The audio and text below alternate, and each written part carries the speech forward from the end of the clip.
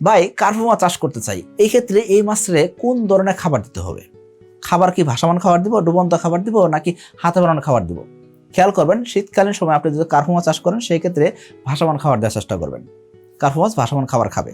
যদি আপনি শীতের পরবর্তী সময় সারা বছর মাছ যখন চাষ করবেন সেই ক্ষেত্রে আপনি চাইলে ডুবন্ত খাবার দিয়েও কার্পু মাছ চাষ করতে পারবেন। কারণ কি, কার্পু মাছ যে কোনো খাবারই খেয়ে থাকে, তো আপনি অনায়াসে আপনি যে কোনো খাবার দিয়ে কার্পু মাছ চাষ করতে পারবেন। তবে শীতকালীন সময় আপনি কেন ডুবন্ত খাবার বা লিকুইড খাবার বা হাতে বানানো খাবার দিবেন না?